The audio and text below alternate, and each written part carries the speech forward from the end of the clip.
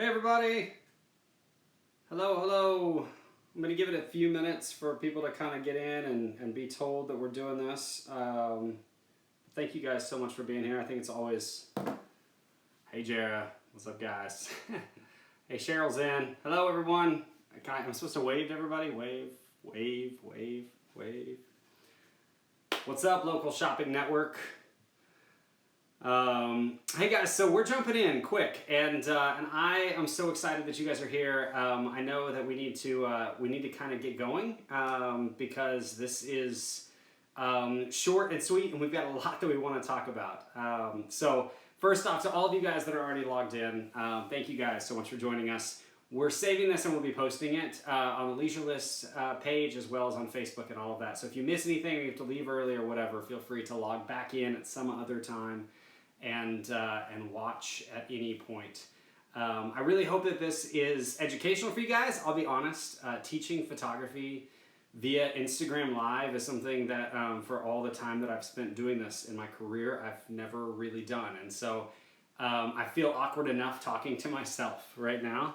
And so if you see me drifting off, it's because I'm looking at the pictures of my kids trying to take myself out of this thing. I should have poured a cocktail. So, all right, here we go. A few things that I would like for us to talk through today, and then dive in, because the more that I teach photography, the longer that I teach photography, whether that was on the college level, I was a professor for a while at John Brown, or at independent workshops that we host ourselves, or at large symposiums and conferences and stuff like that. The more that I do this, the more I realize that people just don't quite grasp the basics. And so frequently, I think with everything that we do, we get so in the weeds so quickly that we forget that like the basics are the skeleton of everything. Hey Brandon, what's up? I'm glad you're in here, buddy. So we're gonna start there. But for those of you guys who have no idea who I am, and that may be the majority of y'all, my name is Miles. I'm a wedding photographer based in Bentonville, Arkansas. I own a company called the Photographic Collective. All that really is just a team full of outrageously talented photographers and videographers who choose to work for me, but certainly spend most of their time just sort of working with me. These are just good dudes. And all of us right now, along with, yes, Jerry, you're a wedding photographer, along with my amazing wife, are sitting at home, right? And I think the one thing that we can probably all agree on right now is, regardless of your thoughts about all this coronavirus stuff and all of that stuff, is that we're all a little antsy. But I'll tell you that the photographers, the people that I'm following, that I kind of keep up with, that are taking this opportunity to capture time with their family and just sort of document this time in their life, are getting some really special moments shot. So I would really encourage you guys, as we move forward in this, to kind of go at this from that angle and that perspective, and sort of think, whether I'm shooting a camera or a phone, or whatever I have in front of me, how can I spend my time deliberately and intentionally documenting the world around me? And what is the value there? Because for the vast majority of our industry these days, you guys, we're called content creators, right? That was like a dirty word for decades. To be a content creator meant that you weren't an artist. And now all of a sudden, that's something that a lot of us aspire to.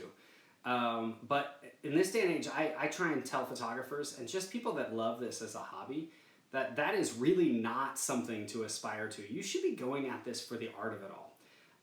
So hey Raquel, all the way from Connecticut. I shot her wedding too. This is fun, guys. This is cool.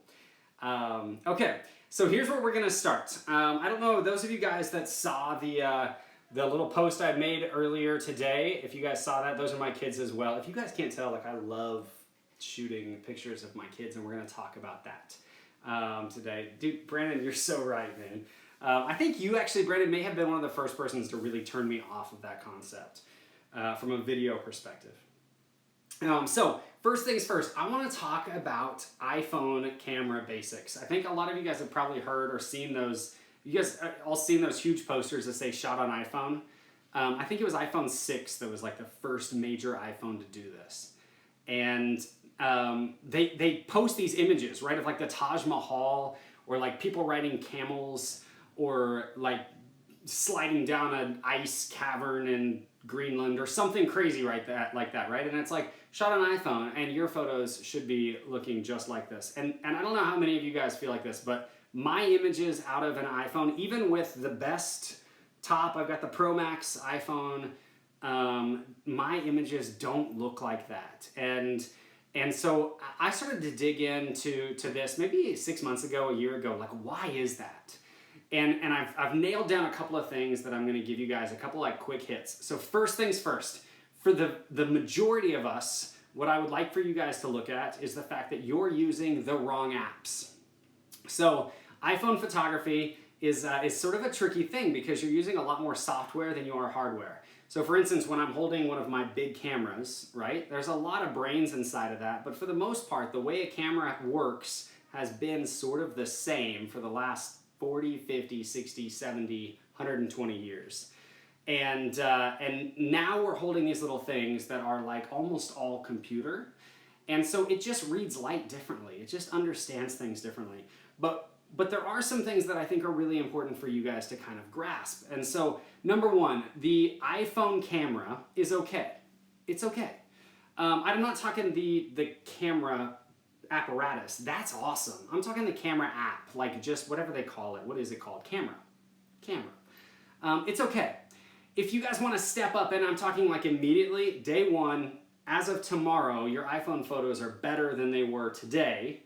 Just go buy this little app called Moment, M-O-M-E-N-T. Now, somewhere in here, there's a guy named Brandon Bucheri who's patting himself on the back because he introduced me to Moment about a year ago.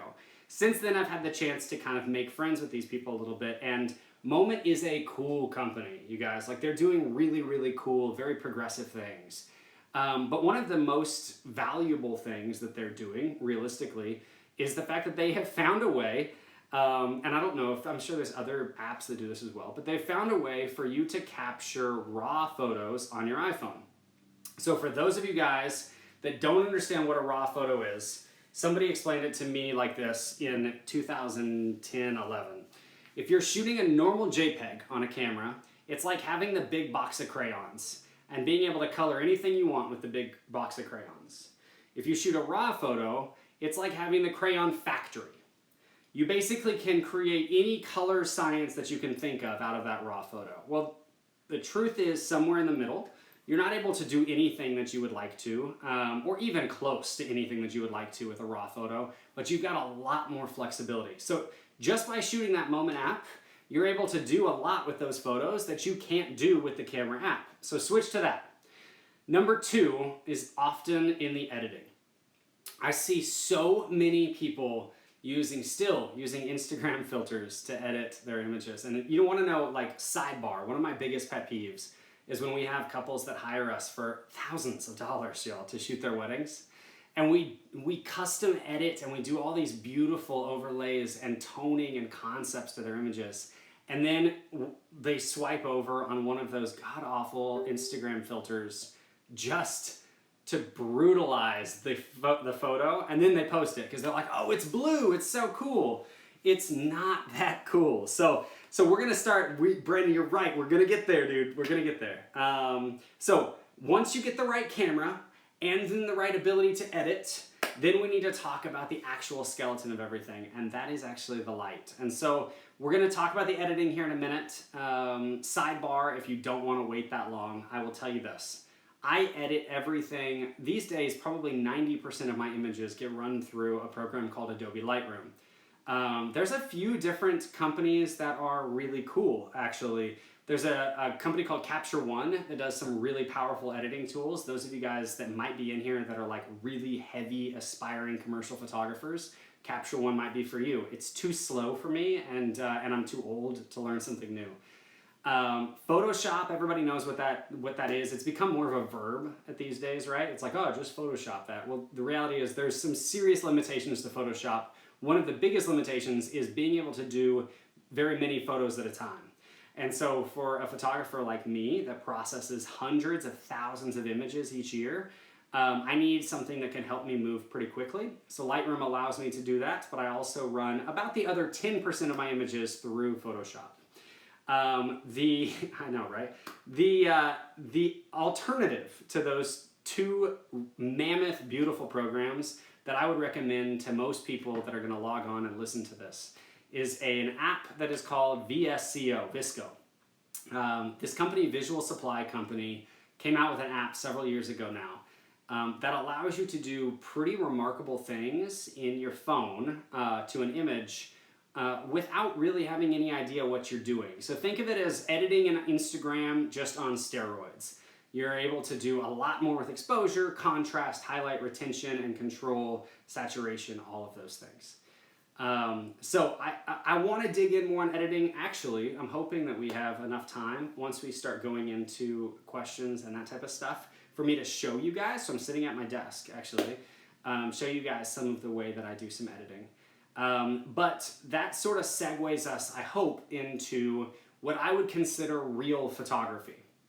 And what I mean by that is, for all of the photographers and the influencers out there that have managed to make this thing do something that honestly it was never even really intended to do, there is an entire industry of people out there that are holding cameras in their hand and actually taking images with the click and the beep and the whole 9 yards, and creating really beautiful art with that. And so those are obviously the people that I'm more passionate about speaking to. So here's what I'll tell you guys. At any time during this process, during this hour, I would love for you guys to speak up. I'd love for you guys to ask me questions as we go. In a few minutes, I actually am going to grab this giant iPad in front of me and grab a camera, and we're gonna go take a little walk so we can talk about different kinds of light and that type of stuff. And almost go over what I taught my students. I don't know if Max is in here or not, but shout out to John Brown of photography class in like 2012. But I think the most important thing that you can ever learn as a photographer is how to see light and why light is important, because the exact same moment, the exact same second, angle, moment, told in two different ways can give such different emotions. And the difference is always the light. Those of you guys that follow me on Instagram have probably seen me say this a couple of times, but I have said a number of times in my career that I've fallen in love twice. I fell in love first with light, and then I fell in love second with my wife. And light has been something that has just fascinated me for my entire career. And so that's something I really want to talk about with you guys. And I think something that most people just frankly, it's not even get wrong. It's actually it's sort of interesting. I think most people just get literally backwards. I see people take photos all the time or selfies or something like that. And if they were just to turn around, I mean, literally just flip 180 degrees, the image would be beautiful, but they're just backwards in their mind. Brandon, tell me what do you mean whodat? I don't know what that means. Okay, so first things first, I want to run through, we opened up for questions. We opened up for questions earlier in the day on Instagram, on the Leisurlist feed. And so I want to run through a couple of those first, give you guys some ideas of like answers for that stuff. And then I want to introduce you guys to the cameras that I use, talk through some of the variability of those cameras, show of hands in here, who has ever gotten confused about f-stop, shutter speed, ISO, white balance, all of that type of stuff. I know for people that are in this industry, it becomes just sort of like speaking a language. But when you first go to Sam's Club and you buy that camera, it's really confusing exactly what that camera can do and why you have to twist all these knobs just to take a picture. So Jarrett, I hope that you don't get too good at this or I will be literally out of a job. So the first question that we received on Instagram earlier said, what do you do to keep improving on your editing, or do you reach a point that you're satisfied? I think this is a really valuable thing for us to start with, because so many people these days get so hung up in the edits that they forget how important the original image is. So I'm going to back you guys up. I've been doing this job for about 15 years full time. And about 10 years ago, I was on the evangelism train telling people that they needed to just learn how to take a picture right in camera. And then we all went through this stage where we were just editing and editing and editing and trying to see how far we could push an image. And like, can we get perfect skin and perfect sky and perfect sunset and you know what I mean? And the reality was I lost track of that a little bit. But one of the things that has really happened to me in probably the last year has been me falling back in love with this idea that if you take the image right, if you capture the image right the first time, you don't have to do that much to it to just clean it up a little bit in post. And so to answer that question really clean, my answer would be my style of editing has shifted a lot over the years. I think these days some people get me really confused as being this like dark, brooding, moody photographer. You guys will see the images above my head of my kids playing. I am not a dark, twisted photographer. But I do love low light, you know, kind of moody, the way I intentionally lit myself here. I love there to be darks in a frame. I think that's important. But I feel as though my editing has shifted and kind of ebbed and flowed over the years. And that's a good thing, honestly. Like, that's a great thing. So to get too hung up in one style of editing, I think is something that, that photographers frequently like die on. And that's not something I'm going to get hung up on. I will say this, like, you know, final nail in the coffin. The photographers that are willing to say, like, you know, we are light and airy photographers, or we are dark and moody photographers, are photographers in general who have put an expiration date on their career.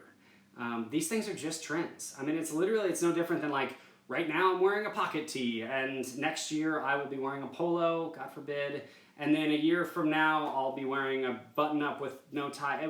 Like, trends come and go, right? And I will eventually look at this video and shake my head at the fact that I was wearing a flat brim hat with my name on it. But right now I feel like I look okay. And so like that's the way editing should feel, is you're trying to communicate something about the image, but you should have taken the image right the first time. The second question says, how did you start to feel confident? I always doubt myself and I feel like it shows. Photographers, guys, we've got to do a couple of things in our industry. Number one, we've got to stop being so stinking catty. Like, we just have to. We have to stop undercutting each other. We have to stop saying one thing in public and another thing in private. We have to stop believing that our work is good enough for our clients but not good enough for ourselves. Like, we're artists, y'all. I mean, that's what it is. At the end of the day, I run a business. And that business pays for my house and pays for my kids to eat and my wife and all of those things. But like, here we are stuck inside, right? Like, we can't leave, and the reality sets in. What does it mean to be a photographer to me, to Miles?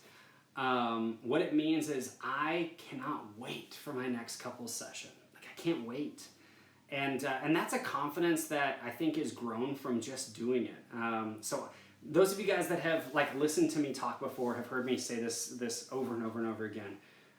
But there was a year, I think it was 2017, may have been 2016, that somebody asked me a similar question at a conference. And what's up, Katie? And I had the opportunity to explain to them that anything that I think your body does in repetition, it gets good at, right? So if you run really fast every day, you start running faster. And if you jump really high every day, you start jumping higher. And if you eat junk food every day, you start getting fatter. And if you take pictures every day, you start getting better at taking photos. And so I remember asking my class when I was a professor this. I said, you know, rough estimate, like, everybody shoot me a number. How many images do you take throughout the course of a week? And I'll never forget this. I had this like one young cocky kid in my class, Dustin Kessler, who I really wish would like tune in right now. Great guy. But I remember him like sitting back in his seat and thinking like, oh, I am totally gonna blow this guy away. And so he leaned forward. He said, I take 500 pictures a week. And everybody else in the room was like, and I kind of sat there and smiled at him. And I was like, okay, like, cool. All right. So I shot about 3,500 photos yesterday. And everybody just like stopped and froze. Well, guys, I'm a wedding photographer. So We shoot thousands of images. 12, 14-hour days, long days, and then we have long flights here and there to work on those images and talk to each other and like deal with what went right and what went wrong.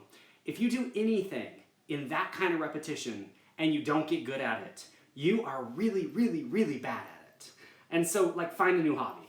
But if you can take the time to just practice and practice and practice, you're gonna get really good at it.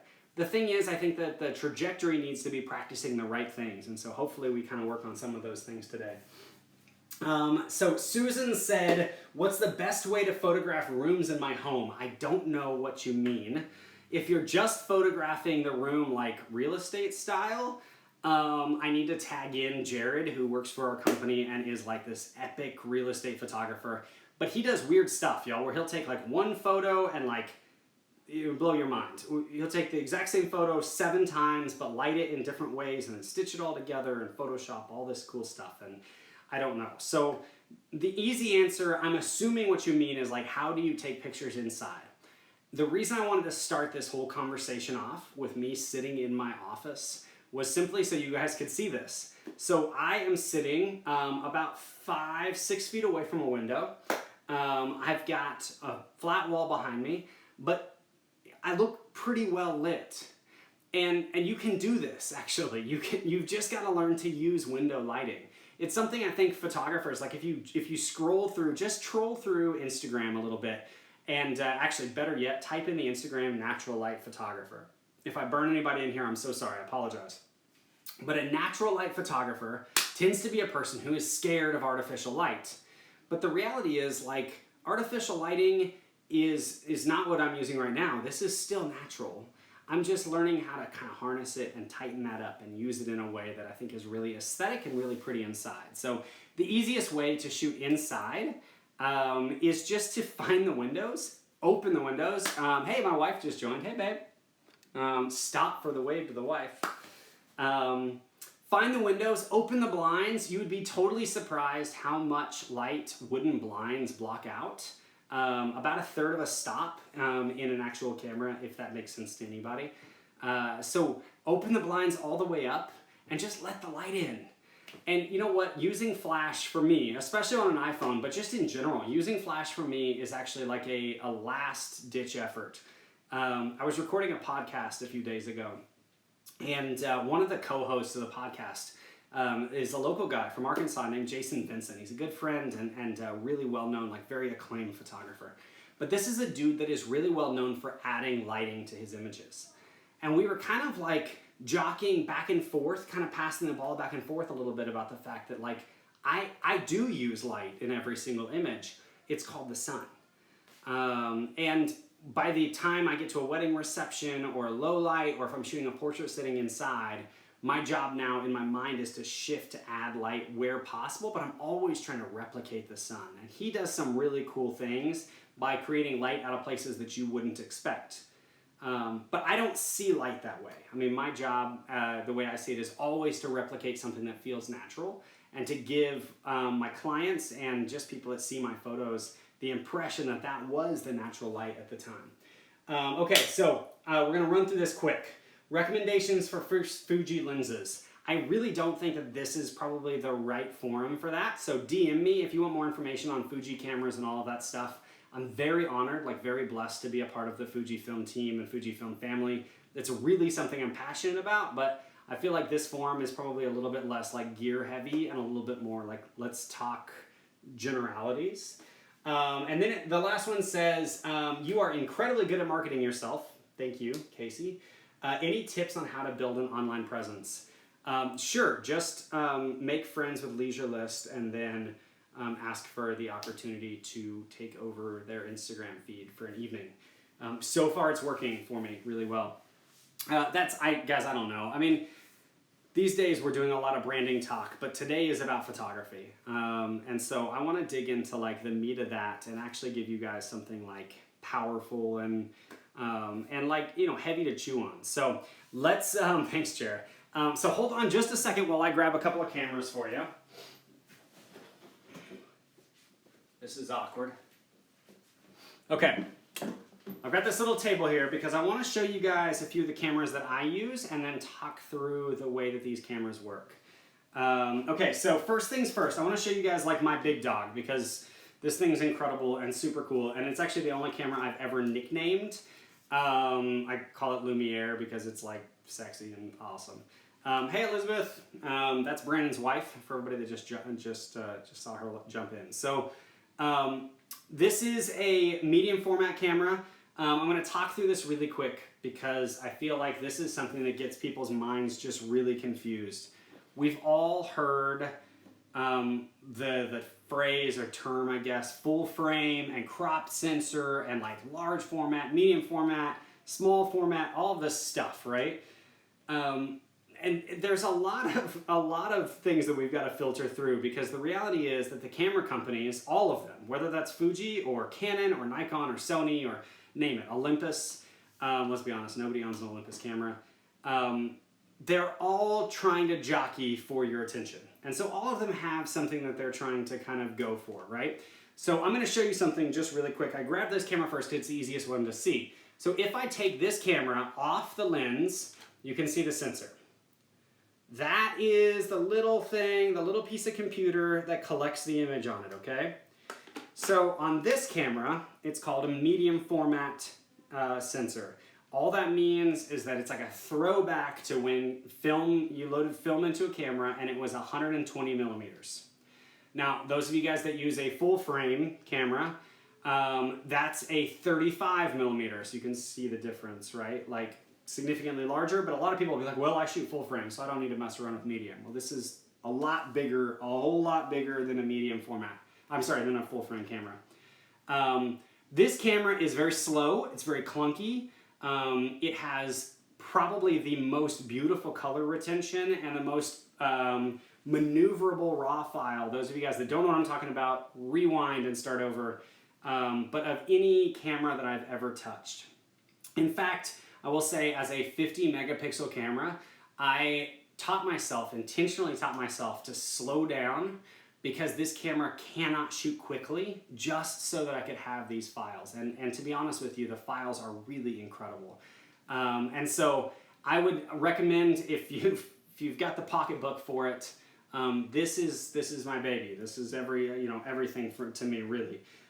So moving forward, I've got a Fuji X-T3. So the X-T4 just came out actually. I had to send mine off. I was really blessed and honored to be one of the first photographers in the country to have one. And then the coronavirus, the hashtag, and then the coronavirus. And so I had to send mine off to another company to do a review on. And ironically, that company is based in Seattle. And for those of you guys following the news, I asked for them to not send me that camera back. So I'm still waiting on my T4 to come back. But this is the T3. It's a great little camera. This little guy is a Pro 3. You can see sort of the differences there. They look a little similar, a little different. Just different styles of camera, really, in general. But then this is the one that goes with me everywhere.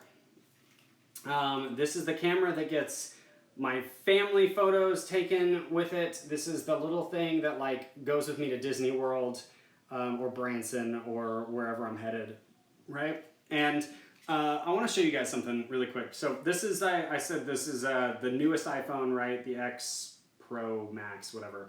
And this is my camera, and you'll see which one is bigger. These new cameras are just outrageously fast and cool and small. And for those of you guys, honestly, that are still trying to get out there and buy the next giant, loud, obnoxious Canon camera, like the times have evolved, and it's time to kind of move on, right? And so these new little mirrorless systems, regardless of the brand, all of them have pretty cool ones. I'm partial.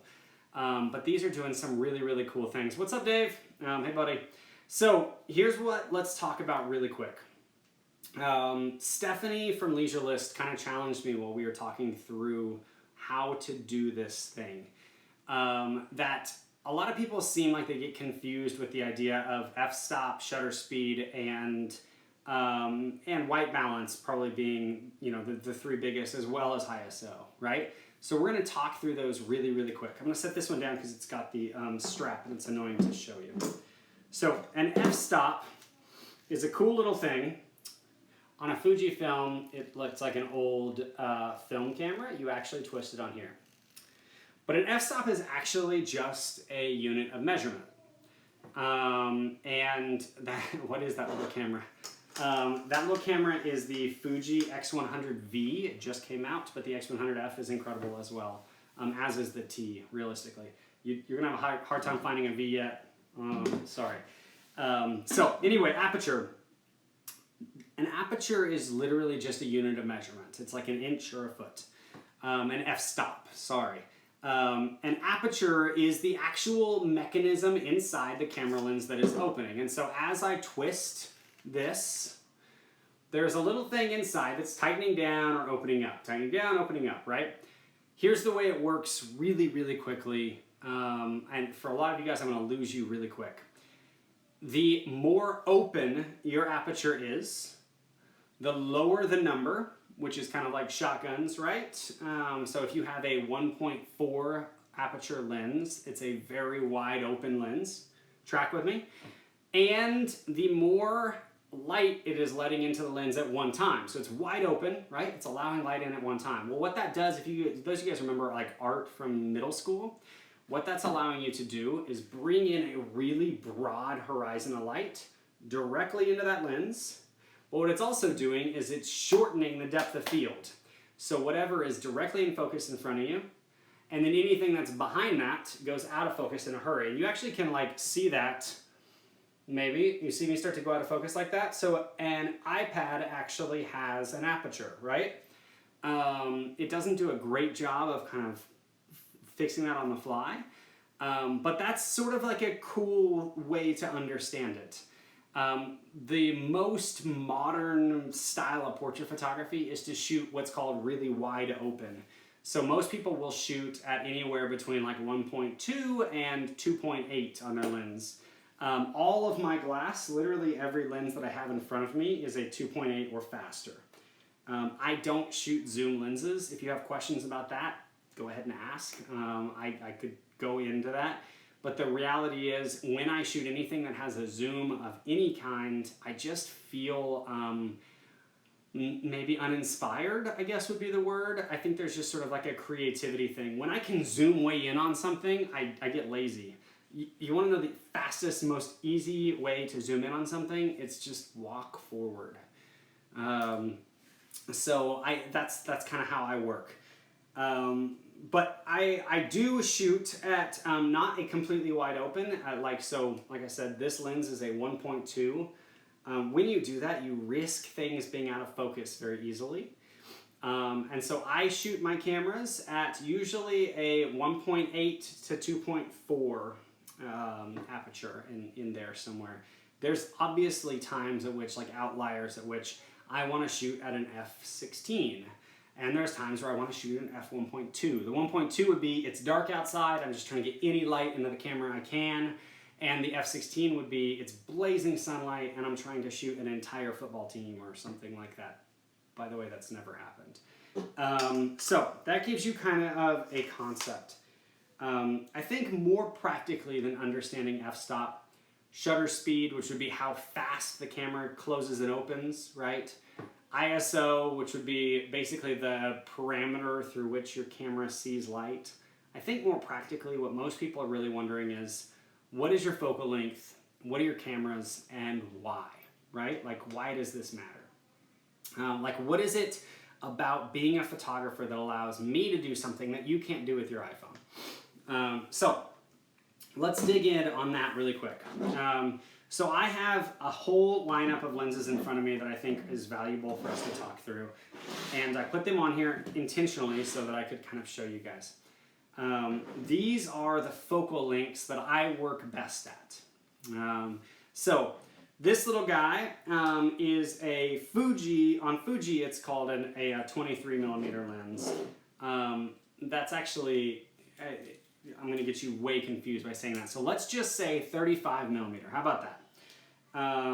As on a 35 millimeter lens, your eye, without the camera, take your camera down, your eye sees roughly 45 millimeters before it goes to peripherals, right? You can see all the peripheral stuff, but just like kind of what you see in front of you. People will argue that all day long. I guarantee Brandon is shaking his head. There are people that will argue that, but for the most part, I've heard a lot of people say that anywhere between 42 and 48 is really where your eye sees. So a 35 millimeter lens gives you like slightly wider than normal than real life. It is a really popular focal length for all kinds of things right now. In fact, most Instagram influencers, speak of the devil, there's Running Everlong. Hey Matt, a lot of Instagram influencers really love the 35 millimeter lens because it gives you kind of this like vertical, wide, elongated look. So I shoot a lot of that. It's one of my very favorite lenses. The next step up, what I have mounted on the big dude right here, is the equivalent of a 50 millimeter lens. For anybody that is looking to get into photography, or even just wanting to play with photography, that's the place to start. It's always been the place to start, by the way. And people will lead you all kinds of different directions, like saying you should go buy a new Canon and a 24-70, or you need the, what is this? There's this like crazy now, it's like 14-65 or something wild. Like the reality is just buy a 50. Just buy a 50 millimeter lens and teach yourself how to move your legs for the frame, because a 50 is a very forgiving lens. So it can be tight if you step in, and it can be wide if you step back, but it doesn't look too tight and it doesn't look too wide. In fact, actually, of the frames that are above my head right now, this is really interesting that I actually just saw that. So my son on the red tractor was shot with a 50 millimeter. My two boys right here, that was shot with an 85 millimeter, which is the next one we'll talk about, but that was the 1.2 that I told you guys about. And then this one right here was shot with the little one on the strap, which is a 35 millimeter. So if you can't tell, those are my like kind of three go-tos. Okay, before we kind of keep moving, it's been 30 plus minutes of this at this point. Talk to me about questions. Like, do we have any questions, anything that we can dig into before I take you guys outside? We're going to talk a little bit about lighting, both in my house and outside, really rapidly, and then come back in and talk through some brief editing ideas. If you have any questions, kind of hit me with those. I know I have received a handful of texts here as well. And so, let's see. Oh gosh, actually what it is more than anything is like clients telling me that they're making cocktails for the show right now, which is at bare minimum embarrassing. Jared, yeah, so, okay, here's a hard question to answer. I have a lot of people ask me that question. And then Austin, I'll jump on you right after, metaphorically. So your camera on your phone, this thing, right? This is like $1,000 piece of technology, right? This thing is $1,000 for a reason. One, because it has incredible amount of sophistication inside it, but two, because it has a lot of hardware inside it. So what I tell people frequently is if you're spending less than $1,000 on a camera, your iPhone, if you have a nice iPhone, could arguably outshoot it. Now there's definitely stipulations there, because I will say that I have seen some remarkable things done, like incredible things done with really, really crummy DSLR cameras that were like $200, right?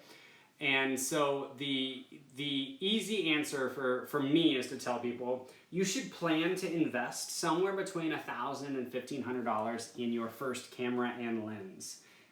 You can come in under that, certainly. I think you could probably find a really great camera these days for about $600 or $700 as like kind of a starter. But I will tell you guys, over-investing is actually a bigger problem than under-investing. I shot a fashion show a couple of years ago.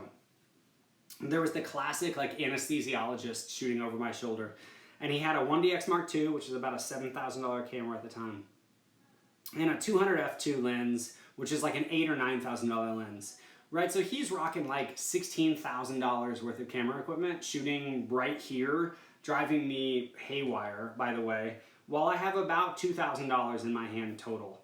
And I can assure you guys, I can promise you guys, this isn't me being arrogant, but I outshot him all night. People that overinvest do so as a like an overcompensation, right? Buy something that feels good in your hand and that you love, and spend about $1,500 on it. And then eventually, I think you'll see, you know, hey, like it would be nice to have something that's like a little bit, you know, more expensive. So my big camera, the GFX, this dude will run you anywhere between $400 and $5,500 depending on when you buy it, what sales you get with it. It's pretty expensive.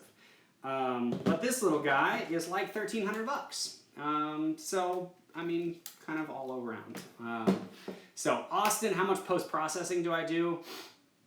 In volume, thousands and thousands and thousands of image. Actually, in the middle of wedding season, which we should be in and are not in, thanks Corona, we process anywhere from probably 3,000 to 5,000 images a week as a company. As far as actual amount, I don't really know how to tell you that. I mean, I have a set of presets that we've customized and worked with, and we love Tribe Archipelago presets. So you guys will be getting, if you care, you'll be getting a 30% off discount if you DM me after this thing, and follow me on Instagram. By the way, there's the caveat.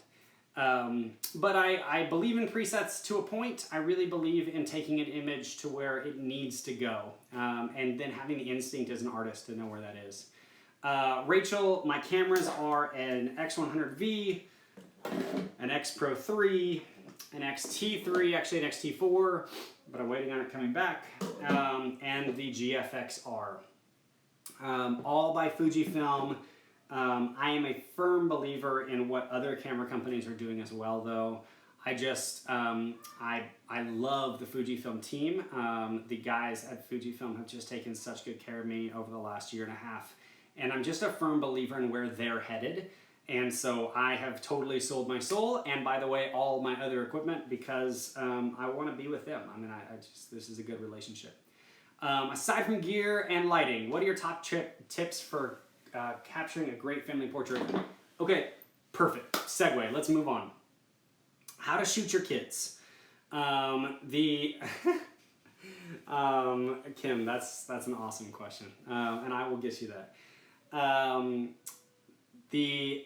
The number one answer for like how to shoot great family portraits, guys, take everything that you think of, and like make it dumb.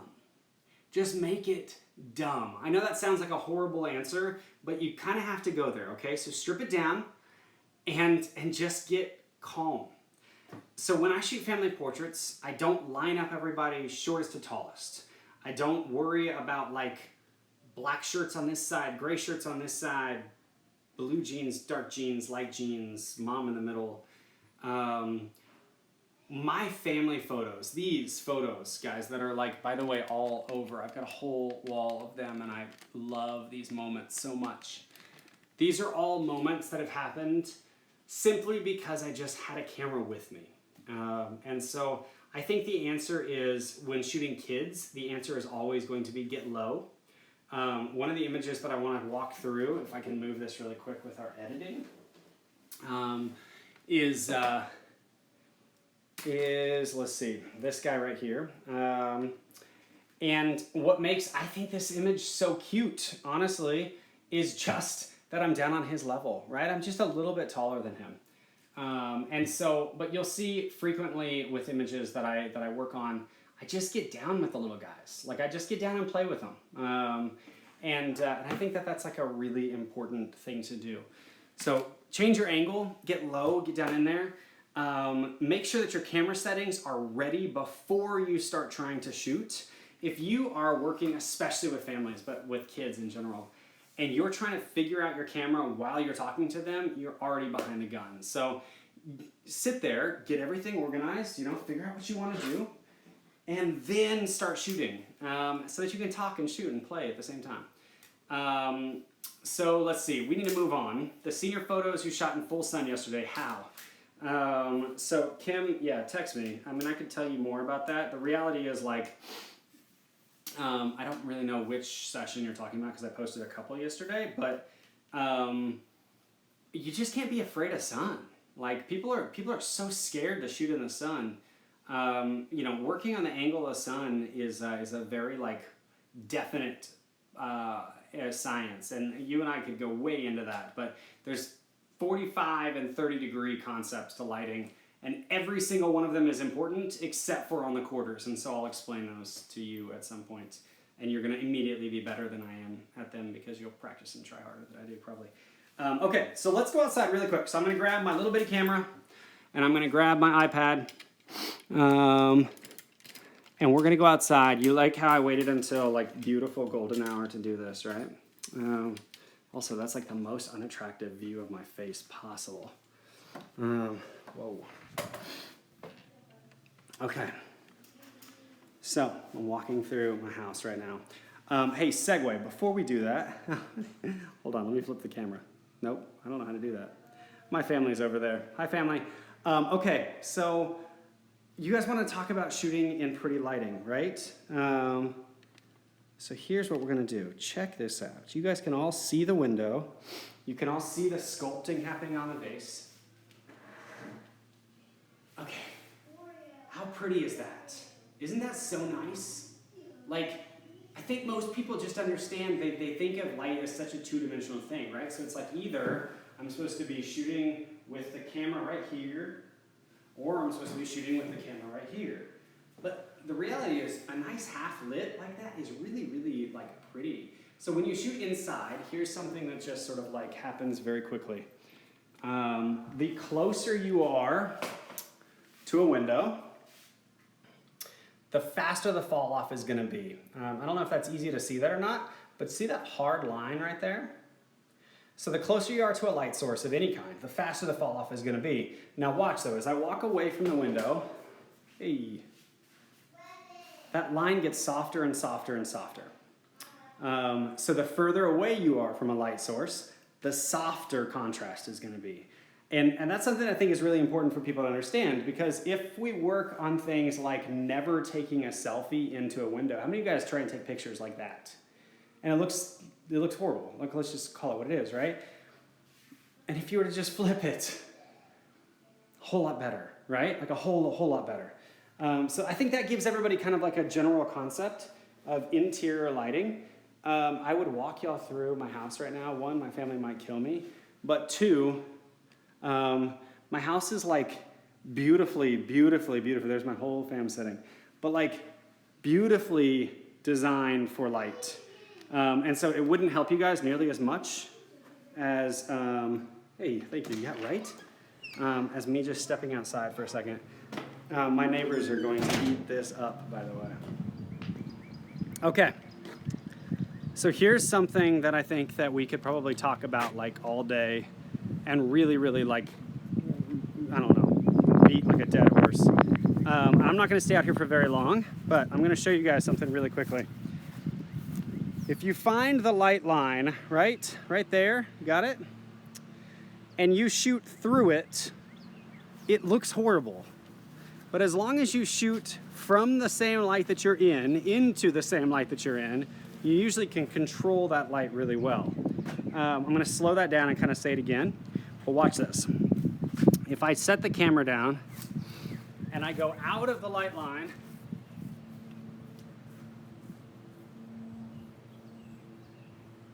seeing through that many layers of light is a really, really unattractive way to see light, right?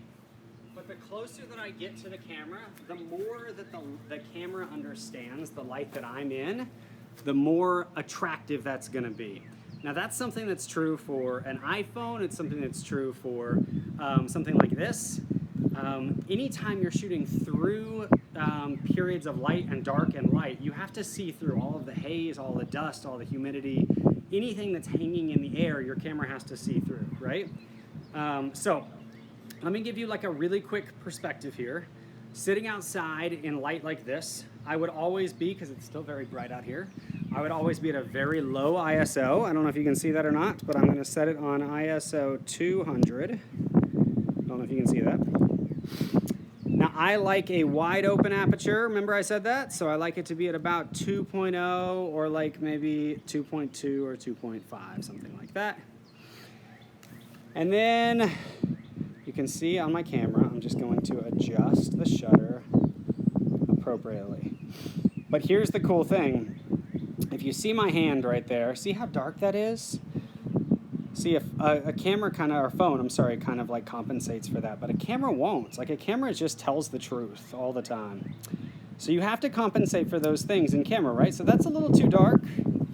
And this is why I love shooting Fuji so much, because I can shoot it blind without even, I'm literally shooting it just looking through the iPad right now, and understanding kind of what my camera is going to look like, right? So the idea would be you have multiple variables anytime you're shooting light. I know it's windy, so I'm coming back inside here. Anytime you're shooting light, you have multiple variables. Those 3 variables typically are shutter, aperture, and ISO.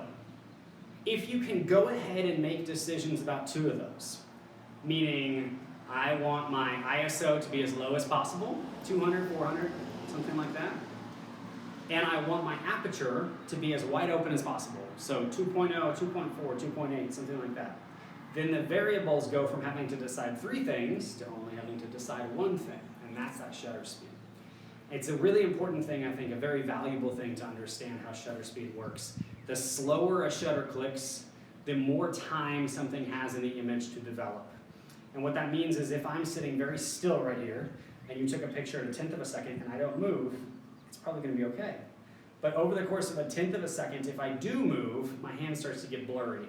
Because what happens is that camera sees the motion, right? Sometimes that can be a really cool effect. For most of us, that's not something we're really going for. So I think that kind of gives you like a general, guideline of it. You want to keep as a general rule, you want to keep your ISO low, you want to keep your aperture open, you want to keep your shutter speed fast. Those 3 things are so idealistic though that they've created the reason why there are so many natural light photographers, because they don't want to go back inside and have to deal with it. All right. What are your opinions on reflectors? Let's see. Natural reflectors? Here, I can show you this really quick. How about this? That is a killer reflector. You see that? Holy cow. If I show you this out here, the way that's so bright, if I were to stand over by my neighbor's house, the reflection actually coming up on my face, I love. As far as bringing reflectors into a scene, that's something I'm not real high on. The reason for that, honestly, is just because I feel like it starts to get cumbersome. So I started shooting years and years ago with my wife, but the truth was, like, this was always sort of my thing, right? It was always something I was passionate about. And so I had to learn how to do my job by myself. And it took years and years for me to have an assistant or whatever. But then the moment I hired an assistant, I didn't hire them so that they could hold my reflector. I hired them so they could shoot for me. And so I've learned how to do all this stuff without them. And then realized over the years, like, all of that stuff that you can bring, the reflectors, the flashes, the modifiers, all of it, it gets in the way of your connection with the people that you're shooting. And probably the most important thing that you can possibly do as a photographer is just connect, right? Just humanize the people that you're shooting with and make them feel as though their presence in a moment is probably the most important element to the whole thing. And so I've used my wife as an example a lot, but the image, two images up right there, is her pregnant with our second little one. And guys, my wife is, for being one of the most beautiful people I've ever seen in my life, she's also very uncomfortable in front of a camera, and yet she married a photographer. And so she tells me all the time that, like, she's the one example of somebody that I have a hard time. I never pose. I don't give her any instruction. I don't give her, enough direction. And so, I mean, what that says to me is that frequently, I think the closer we are to our subjects, the harder it is for us to do that humanization, right? To, like, break down the wall between who I am with you when I set the camera down and who I am with you when I raise the camera up.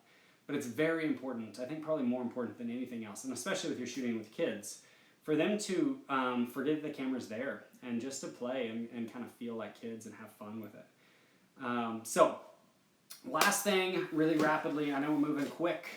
We're moving quick because we've been on this for a long time, and I think my family's waiting on me to do dinner. But I want to walk through this kind of quickly and show you guys these images that I shot a couple of days ago of this sweet, cute little family, right? So this is Corey and Crystal Ford and their two little guys, and the reason I picked them is because I have shot their engagement, the actual proposal, the engagement photos, maternity photos, wedding day, newborns for both boys, 3-month, 6-month, 9-month for both boys. I mean, this is a family that has used me for over a decade now, and so they're just pretty comfortable, just kind of playing and having fun in front of my camera. But as I pull this open, I think it's super valuable. I know that there's a little bit of color shift with what you're seeing than to what I'm seeing. But I think it's so valuable to be able to see that, like, I'm always focusing on retaining at least a little bit of texture in here. Even in these light, soft, airy, beautiful images, I'm always still looking for like a little bit of texture and a little bit of soft in here, right? So I'm gonna reset the file. This is how my file looks straight out of camera. By the way, you guys are the first 10 people to ever see this because I don't show my editing very often, right? But this is the way it looks straight out of camera. And then that is with a preset applied. And like I said, if you guys DM me, I'm going to send you over a link to a discount for Tribe Archipelago presets, right? But the preset, what it does essentially is if you see this little curve right here, it's going to do a handful of things, honestly. But what it's going to do mostly is affect the way that the lights and darks work in the image. And you'll see right there that it's really not all that beautiful at that point, but it allows me a really nice starting point to tweak and kind of adjust an image and make it pretty. Now this is working in Lightroom and I'm working really fast. And so what I'm gonna do is I'm gonna slow down and I'm gonna show it to you again, okay? You're right, full sun, Kim. All right, so this is a full sun, regular image, straight out of camera, that's the raw, right? I'm always going to start, whether I'm in VSCO, remember that app? That's where we started, VSCO, or Lightroom or Photoshop, I'm always gonna start with making sure that my exposure is correct. So I like that kind of, for this image, I like it to be kind of nice and soft and pretty, right? After I do that, I'm gonna crop. The reason I do exposure first before I crop is because the way that I do exposure affects what I want in the frame. So then I crop it, okay? And I think cropping is such an underutilized thing. Like just crop your image, right? Like make it, cut it down to what is important in the photo, right? So there we go, there's my little guys. Now I'm going to start messing with things like highlight retentions, shadows, blacks, contrasts, right? Maybe like a little bit of clarity. I'm going to change the saturations, adding like a cool curve on the file. And you can start to see in a hurry why I'm not a big fan of people starting off buying their presets, because I really love the idea of making my own presets to where my colors just look a little different than everybody else. And so that's something that we worked on for years and years and years, was just making sure that like color science is something that we were really proud of. And we could go in, and guys, I mean, like the sky is literally the limit here with how far you can go. But I'll tell you, the place to start, always, always, always, like I said when we first started this, the most important thing that you can do for an image is just to capture the image right the first time. If you just take the image right the first time, then you have something to actually go on, right? Like you really have something. So, hey, so it's telling me I only have a minute left. It's actually counting down right now. So here's what I'm gonna tell you guys. In the next 60 seconds, I would love to give you guys all the information you need to get a hold of me. So my name is @Miles Witt Boyer on Instagram. I would love to respond, connect with you guys on DMs.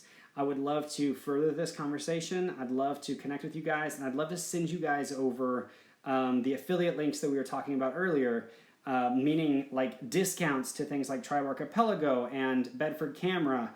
Online, I know the stores are closed right now, but we get like really cool discounts for all of you guys on all that kind of camera equipment, which is a lot actually. When you're looking at a $2,000 or $3,000 camera, a 5% discount is a big thing. 30% off your presets if you're interested in that, as well as like hold fast straps and all of that good stuff. Thank you guys so much for giving me the opportunity to chat with you. Thanks for giving me the place to talk, Leisurlist, and I hope you guys stay safe, stay well, and stay inside. Bye, guys.